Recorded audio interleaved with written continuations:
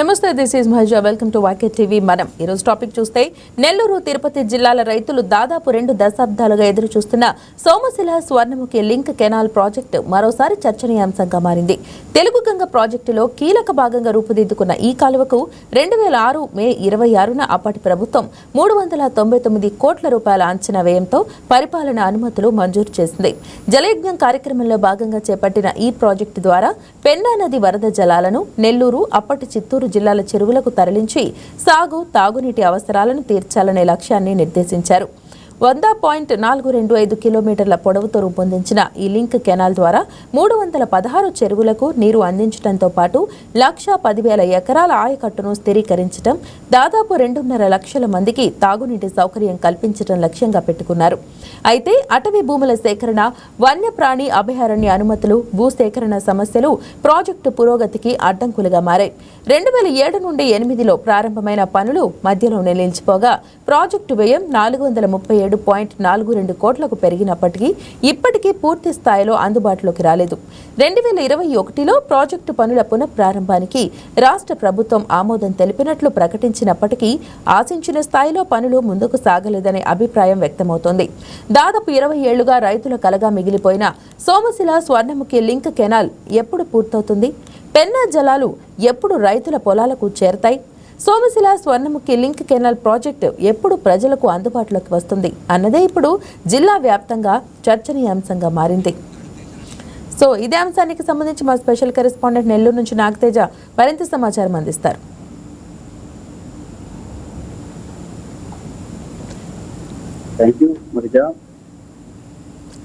ఏదైతే కూడా మనం నెల్లూరు, అదేవిధంగా తిరుపతి జిల్లాలకు సంబంధించినటువంటి ఏదైతే స్వర్ణముఖి, అదేవిధంగా సోమశిల జలాశయాలకు సంబంధించినటువంటి లింక్ కెనాల్ యొక్క ప్రాజెక్ట్ అని చెప్పుకోవచ్చు. అయితే యొక్క ప్రాజెక్టు ఎన్నో ఏళ్ల కళ. ఎందుకంటే సాగునీరే కాకుండా ప్రత్యేకించి రైతాంగానికి తమ శాశ్వత పరిష్కార దిశగా యొక్క ప్రాజెక్ట్ ఏర్పాటు చేస్తే ఎంతో ఉపయోగకరంగా ఉంటుందని చెప్పేసి అక్కడ ఉన్నటువంటి రైతాంగం కూడా భావిస్తుంది. అయితే 2000 మే 26 కూడా దీని గతంలో ఉన్నటువంటి తెలుగు గంగా ప్రాజెక్ట్ తరహాలో కూడా దీన్ని ఒక జలయజ్ఞ ప్రాజెక్ట్ వరకు దీన్ని అందుబాటులో తీసుకోవాలని చెప్పేసి అప్పటి ప్రభుత్వాలు కూడా భావించాయి. అయితే కొన్ని కోట్ల రూపాయల అంచనాలతో ప్రారంభించి అక్కడ రూపంలో ఉన్నటువంటి కొన్ని వందల కిలోమీటర్ల మేర కెనాల్ ని రూపొందించి 300 పైగా చెరువులకు సాగునీరు అందించే కూడా దీని ప్రాజెక్ట్ ని అందుబాటు తీసుకొచ్చారు. అయితే అటువంటి కొన్ని భూసేకరణ అంశాలు కావచ్చు, ప్రత్యేకించి ఈ యొక్క ప్రాజెక్ట్ కి అడ్డంకులుగా మారాయని చెప్పొచ్చు. కానీ మళ్ళీ తిరిగి 2007, 2008లో కూడా అప్పుడు ఉన్న ప్రభుత్వాలు మరొక అడుగు ముందుకు వేసి ఒక ప్రాజెక్ట్ ని తలపించే దిశగా కూడా అభివృద్ధి పనులు వేగవంతం చేసేందుకు కూడా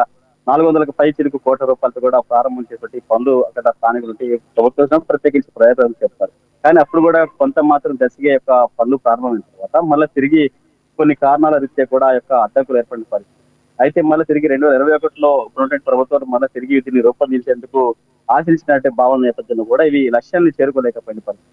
కానీ ఎన్నో ఏళ్లుగా అక్కడ ఉన్నటువంటి ఇరు జిల్లాలటువంటి అంశం కావడం, ప్రత్యేకించి తిరుపతి, ప్రత్యేకించి మన నెల్లూరు జిల్లా రైతాంగం, ప్రత్యేకించి ప్రజాప్రతినిధులు, ప్రత్యేకించి ఇరిగేషన్ డిపార్ట్మెంట్ కావచ్చు, ప్రత్యేకించి ఇక్కడ వ్యవసాయ రంగం నేతలందరూ కూడా పలుమార్లు జిల్లా కలెక్టర్లు కావచ్చు, ప్రజాప్రతినిధులకి ఏవైతే గవర్నమెంట్ లో మారడం మళ్ళా ఆ యొక్క అధికారుల దృష్టికి మరింగా మంత్రులు, ఎమ్మెల్యే దృష్టికి తీస్తారు. కానీ ఏ ఒక్కరు దీనిపై కన్నెత్తి చూడని పరిస్థితి. అయితే ఇటీవల కాలంలో కూటమి ప్రభుత్వం అధికారంలోకి వచ్చింది. ఇటు 2 జిల్లాలకు సంబంధించినటువంటి ప్రాజెక్టులపై పూర్తి స్థాయిలో దృష్టి సారిస్తున్నారు. ప్రత్యేకించి తీర ప్రాంతాలు, అదేవిధంగా మెట్ట తరహా ప్రాంతాలను కూడా కొత్తగా సంతరించుకుంది అభివృద్ధిలో కూడా ముందుకు దూసుకెళ్తున్న నేపథ్యంలో ఈ కూటమి ప్రభుత్వం అధికారంలోకి వచ్చిన తర్వాత ఇక్కడ ఉంటే స్థానిక ప్రజాప్రతినిధులు, ఎమ్మెల్యేలు, ప్రత్యేకించి మంత్రిత్వ శాఖ సంబంధించిన అధికారులు కూడా దీన్ని ప్రభుత్వం దృష్టికి తీసుకెళ్తే ఒక అడుగు కూటమి ప్రభుత్వాన్ని ముందుకు పడితే యొక్క ప్రభుత్వం దిశగా కూడా యొక్క అభివృద్ధి దిశగా ప్రాజెక్ట్ రూపొందుకుందని చెప్పి అక్కడ ఉన్నటువంటి స్థానికులు కూడా ఆశాభావం చేసే పరిస్థితి కనిపిస్తా ఉంది. కానీ 20 ఏళ్ల కళ ఎప్పుడు రూపొందుకుంటుంది? ప్రత్యేకించి తాగు నీరు, అది ప్రత్యేకంగా రైతాంగానికి యొక్క శాశ్వత పరిష్కారం సమస్యకు దొరుకుతున్నటువంటిది ఇప్పుడు స్థానికంగా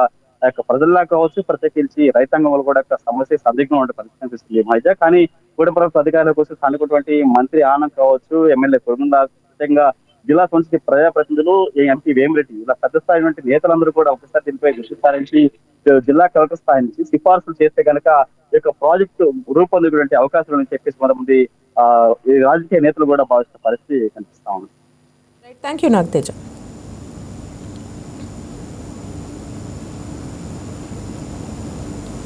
రైట్, ఇక ఇదే అంశానికి సంబంధించి మరింత సమాచారం అందించడానికి, ఈ అంశానికి సంబంధించి మనతో మాట్లాడటానికి ఎస్డి సయ్యద్ గారు, రాపూర్ మండల కోఆప్షన్ సభ్యులు మనతో ఉన్నారు లైన్లో. సార్ నమస్తే సార్, వెల్కమ్ టు వాక్య టీవీ మనం కార్యక్రమం. సార్ సార్ వినిపిస్తుందా? సార్ అన్మ్యూట్ చేయండి ఒకసారి. సయ్యద్ గారు అన్మ్యూట్ చేయండి.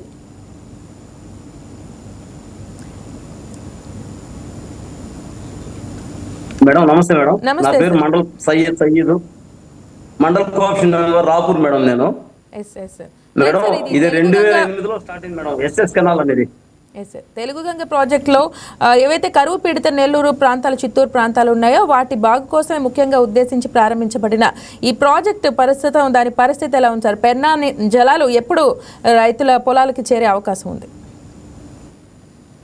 మేడం ఇది 2008లో స్టార్ట్ అయింది మేడం. సుమారుగా 20 సంవత్సరాల నుంచి ఎక్కడేసిన గొంగళి అక్కడే ఉంది మేడం. దాదాపుగా 70% రెవెన్యూ పరంగా పూర్తి పనులు అయిపోయినాయి మేడం. భూసేకరణ కూడా పూర్తి అయిపోయింది. కేవలం అటవీ శాఖ అనుమతులు లేక కేవలం కొంత దూరమే మేడం పెండింగ్ ఉండేది. ఆ పెండింగ్ కానీ క్లియర్ చేయగలిగితే రాపూర్ చుట్టుపక్కల కానీ చిత్తూరు జిల్లాకు కానీ మనకు మంచినీటి సౌకర్యం కానీ తాగునీటి సౌకర్యం కానీ కల్పించగలుగుతాము. కొన్ని లక్షల మంది మంచినీటి తాగేదానికి అవకాశం ఉంటుంది మేడం. ఇది క్లియర్ చేయగలిగితే కేవలం కొంతవరకు పనులు ఆగి ఉన్నాయి మేడం. పూర్తి స్థాయిలో పనులు అయిపోయి ఉన్నాయి. కేవలం కొద్ది మాత్రం అటవీ శాఖ అనుమతులు లేక ఆగిపోయినది. కానీ దీన్ని గత ప్రభుత్వం కానీ ఇప్పుడు ప్రభుత్వం కానీ పట్టించుకోకుండా ఉన్నది మేడం. ఇప్పుడు మన వెంకటగిరి ఎమ్మెల్యే గారు శ్రీ కురుగుల రామకృష్ణ గారు అసెంబ్లీలో మాట్లాడినారు. కొద్దిగా ఏదైనా ప్రభుత్వం కానీ సహకారం అందిస్తే ఈ ఇక్కడుండే మెట్ట ప్రాంత ప్రజలు, రైతులు కానీ అందరూ అభివృద్ధి చెందారు మేడం. ఇది కానీ అభివృద్ధి చెందితే దాదాపు 2 లక్షల ఎకరాలకు సాగునీరు అందుతుంది మేడం. తద్వారా రైతులు కానీ ప్రజలు కానీ బాగా అభివృద్ధి చెందుతారు. అలాగే తాగునీటి కూడా మనకు నెల్లూరు జిల్లా కానీ చిత్తూరు జిల్లా కానీ తాగునీరు కూడా అందుతుంది మేడం. ఇది దాదాపు 300 చెరువులు ఉన్నాయి మేడం ఈ ఎస్ఎస్ కెనాల్ కింద, సోమశిల లింక్ కెనాల్ కింద. కేవలం కొద్దిపాటి చిన్న అడ్డంకులు తప్పనించి పూర్తి స్థాయిలో పనులు జరిగి ఉన్నాయి. ఇది కానీ చేస్తే కొన్ని లక్షల మంది అభివృద్ధి చెందుతారు మేడం. ఇది అసలు మా కళల స్వప్నం మేడం. ఇది ఎప్పుడు జరుగుతుంది ఏందనేది మేము అంతా కోరికలతో కోరుకుంటాం మేడం 20 ఏళ్ళ నుంచి. దయచేసి ప్రభుత్వ పెద్దలు కానీ రాజకీయ నాయకులు కానీ అందరూ సహకరించి ఈ మా మెట్ట ప్రాంత ప్రజలకు కళలు కానీ తీర్చగలిగితే మా అందరికీ తద్వారా జీవితాంతం ఉన్నప్పుడు ఉంటాం మేడం మేము. రైట్. అంటే ఫర్దర్గా ప్రస్తుతం అక్కడ ఈ కెనాల్ వల్ల అభివృద్ధి చెందే ప్రాంతాలు ఏవేవి ఉన్నాయి సార్? అంటే పర్టికులర్గా ఏ ప్రాంత రైతులకి ఇది లబ్ధి చేకూర్చే అవకాశం ఉంది? మేడం కలవాయి, రాపూరు, సైదాపురం, పొదలకూరు, మనుగోలు, తడ, సూళ్లూరుపేట, కాళహస్తి, వెంకటగిరి అటువంటి అన్ని నియోజకవర్గాలు మేడం. సుమారుగా 10 నియోజకవర్గాలకు నీటి పారుదల సౌకర్యం వస్తుంది మేడం. ఇది కొన్ని లక్షల మందికి తాగునీటికి కానీ సాగునీటికి కానీ వనరులు ఏర్పడతాయి మేడం. Right sir. అంటే దీని పట్ల ఎప్పటి నుంచి సార్ స్ట్రగుల్ ఉంది? అంటే అధికారులు అంటే అటవీ శాఖ అంతా డైరెక్ట్గా పవన్ కళ్యాణ్ వచ్చి చేయరు కాబట్టి అధికారులు జోక్యం, అధికారుల చొరవ ఎక్కువగా ఉండాలి. మీరు ఎటువంటి చర్యలు తీసుకున్నారు అంటే ఎవరికి మీరు విజ్ఞప్తి చేయడం జరిగింది? దీని పట్ల ఫర్దర్ అసలు ఉన్న గ్రౌండ్ డీటెయిల్స్ ఒకసారి తెలియజేయండి.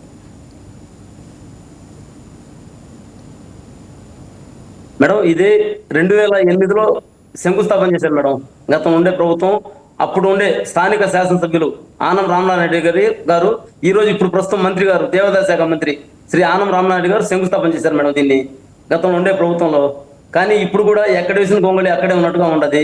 ఇప్పుడు ఆయన నియోజకవర్గం మారినారు కాబట్టి దీని మీద అంత శ్రద్ధగా చూపలేదు కాబట్టి అట్టే ఉన్నాయి మేడం.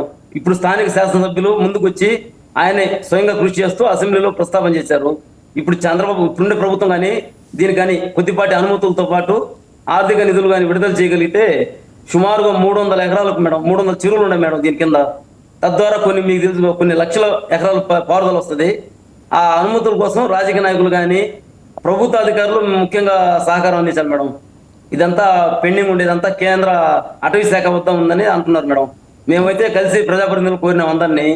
రాపూర్ తరఫున ఒక జేఏసీగా ఏర్పడి అందరం కలిసి స్థానిక ఎమ్మెల్యే గారు చెప్పాము. ఆయన కూడా అసెంబ్లీలో ప్రస్తావించారు కాబట్టి ఇప్పుడుండే స్థానిక అధికారులు కానీ కేంద్ర అధికారులు కానీ దీని మీద దృష్టి పెట్టగలిగితే అందరికీ కొన్ని లక్షల మందికి ఉపయోగం ఉంటుంది మేడం ఇది. రైట్. అంటే ఈ ప్రాజెక్ట్ కోసం భూ సేకరణ జరిగిందని మీరు చెప్పారు. సో మరి ఆ సమీకరించిన భూములు సమీకరించిన వారికి ఏ విధంగా లబ్ధి చేకూరడం జరిగింది? అది ఎలా జరిగాయి? వాటిలో ఏమైనా అక్రమాలు ఏమైనా జరిగిన దాఖలాలు ఏమైనా ఉన్నాయా? మేడం వాస్తవంగా అయితే అక్రమాలు అనేది నేను ఇప్పుడు బహిరంగపరచకూడదు. రైట్, చెప్పండి, పర్లేదు సయ్యద్ గారు. సయ్యద్ గారు వినిపిస్తుందా?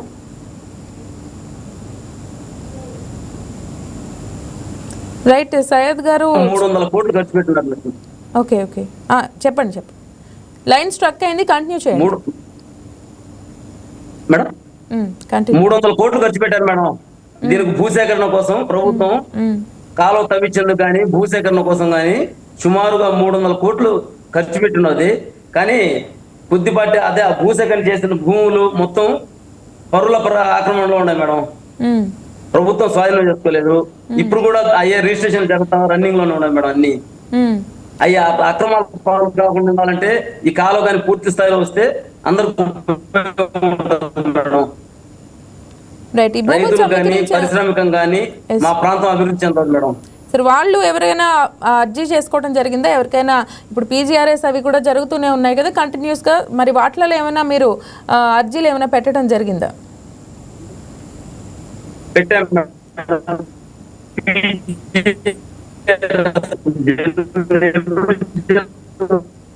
కలెక్టర్ గారు పెట్టాం మేడం.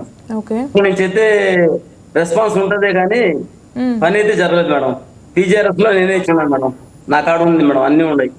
ఓకే, ఎటువంటి రెస్పాన్స్ వచ్చిందండి? అప్పుడు చేస్తా ఉంటాం మేడం. ఇది పెద్ద పని కాబట్టి పీజీఆర్ఎస్ లో చెల్లదు. మీరు ప్రభుత్వం ద్వారా ముందుకెళ్ళి పని చేయించాలా, మీకు స్థానికంగా ఉండే వాళ్ళతో తీసుకుని వెళ్ళి మంత్రులతో వెళితే పని అవుతుంది అంటున్నారు మేడం. మనం ఏమంటే మన ఎమ్మెల్యే గారికి దృష్టిలో పెట్టాము, ఆయన ప్రయత్నం చేస్తున్నారు. మనం అంటే మంత్రుల స్థాయిలో పోలేం కాబట్టి మంత్రులే దీని మీద దృష్టి పెట్టి దయచేసి చేస్తే పేద బడుగు కలిగిన వర్గాల రైతులు మేడం. మొత్తం మెట్ట ప్రాంతం మేడం. ఇక్కడ దీని కాలువ కింద ఉండేదంతా హై లెవెల్ కెనాల్ మేడం. ఇది సుమారుగా మా రాపూర్ ప్రాంతానికి 90 మీటర్ల లోతులో ఉంటది మేడం. ఇది 90 అడుగుల లోతులో ఉంటది. అందువల్ల మనకు మెట్ట ప్రాంతం ఇది. ఇది కూడా లిఫ్ట్ ఇరిగేషన్ పెడితేనే మాకు పారుదల వస్తుంది. ఈ అంతా డిజైనింగ్ అంతా ఒక శాస్త్రీయ పద్ధతిలో ఉంది మేడం. దీన్ని కానీ చేయగలిగితే అందరికి ఉపయోగమని ఆలోచిస్తున్నాం మేడం. పీజీఆర్ఎస్ లో ఇచ్చినా చలనం లేదు మేడం. ప్రభుత్వంలో మీ ఓటు మీడియా వాళ్ళు దృష్టి పెట్టి చేయటం చాలా గొప్ప విషయం. ఇది కంటిన్యూగా మీరు చేయగలిగితే మిమ్మల్ని కూడా జీవితంలో మర్చిపోలేం మేడం. తప్పకుండా అండి. అంటే 2006లో స్టార్ట్ చేసిన తర్వాత కాంగ్రెస్ గవర్నమెంట్ మారినట్టుంది 2009కి. సో అప్పటి నుంచి పనులు మందగించాయని భావించవచ్చా? అవును madam, yes correct madam. Right, okay. అంటే ఆ తర్వాత కూడా మళ్ళీ ఇప్పుడు ప్రస్తుతం ఎమ్మెల్యే గారి రియాక్షన్ ఎలా ఉంది? ఆయన ఏ విధంగా దీని మీద చొరవ తీసుకోవాలని మీరు భావిస్తున్నారు? ఎమ్మెల్యే గారి రియాక్షన్ బాగుంది మేడం. ఏమంటే మేము పోయి వెళ్ళి కలిసి ఆయనకు విజ్ఞప్తి చేశాము. దాని మీద ఆయన అసెంబ్లీలో పోరాటం చేశారు. చలనం ప్రభుత్వంలో కూడా చలనం వచ్చిందని విన్నామే కానీ ఆర్థికంగా నిధులు ఏమో విడుదల కాలేదు మేడం. ఇక్కడ అధికారులు కూడా ఎవరు అసలు దాని గురించి అనుకోలేదు. కానీ అసెంబ్లీలో ప్రస్తావన చేశారు ఎమ్మెల్యే గారు. అయితే నిన్న జరిగిన విజయోత్సవ సభలో కూడా చెప్పారు ఎమ్మెల్యే గారు, రాపూర్ పెద్ద చెరువుని రిజర్వాయర్ చేస్తాము, అలాగే ఎస్ఎస్ఎస్ కాలను పూర్తి చేస్తాము, అలాగే అల్తూరుపాడు అనేది ఒకటి కొత్తగా పెట్టారు మళ్ళీ రిజర్వాయర్. దానికి కూడా ఒక 650 కోట్లు నిధులు విడుదలైనాయి మేడం. అది కూడా చేస్తామని అన్నారు. కానీ ఇది రాపూర్ చెరువు అనేది రిజర్వాయర్ కానీ చేయగలిగితే సుమారు ఒక 40,000 ఎకరాలకు నీటి పారుదల వస్తుంది మేడం. దానికోసం మేమంతా ఎదురు చూస్తున్నాం మేడం. రైట్, స్టార్ట్ అయినప్పుడు ఎంతవరకు వచ్చిందండి? స్టార్ట్ అయినప్పుడు నీటి సదుపాయం కానీ లిఫ్ట్ కానీ ఎంతవరకు అయింది? స్టార్ట్ అయినప్పుడు లిఫ్టింగ్ ఎడ్యుకేషన్ ఏం పెట్టలేదు మేడం. కేవలం కాలువలు తవ్వారు మేడం. అక్కడక్కడ అటవీ ఇదేమంటే మెయిన్ ఏమంటే రాపూరు అటవీ శాఖ అనేది కేంద్ర పరిధిలో ఉంది మేడం. ఎందుకంటే ఇది నేషనల్ ఎనిమల్ ఇది మేడం. కేంద్ర పెన్సిల్ అభయారణ్యంలో ఉంది మేడం. ఇది అభయారణ్యం మేడం. ఇది ఫారెస్ట్ కాకుండా అభయారణ్యంలో ఉంది మేడం. దాంతో అటవీ శాఖ అనుమతులు అనేది చాలా కష్టతరంతో కూడింది అన్నారు. దీన్ని ప్రత్యామ్నాయంగా ఏదైనా చూడగలగాలని కోరుకుంటున్నాం మేడం. రైట్ సయ్యద్ గారు, ఫర్దర్గా ఈ అంశానికి సంబంధించి ఒక మంచి రెస్పాన్స్ అయితే వచ్చే గవర్నమెంట్ నుంచి ఈ సోమశిల కెనాల్ ఏదైతే ఉందో, లింక్ కెనాల్ ఏదైతే ఉందో, పనులు ఖచ్చితంగా ముందుకు వెళ్ళాలి, అభివృద్ధి పదంగా ముందుకు సాగాలి. కరువు పీడిత ప్రాంతాలు ఏదైతే నెల్లూరు, చిత్తూరు జిల్లాల్లోని కరువు పీడిత ప్రాంతాలు ఫర్దర్గా మంచి లబ్ధి చేకూరాలని కోరుకుంటున్నాం సార్. థ్యాంక్ యూ ఈ డిబేట్లో పార్టిసిపేట్ చేసినందుకు. సో చూసారు కదా, ఇది ఇవాల్టి. మనం ఇంకో ఎపిసోడ్లో మళ్ళీ కలుద్దాం. Till then take care, keep watching YK news. ఇది తెలుగు వారి గుండె చప్పుడు.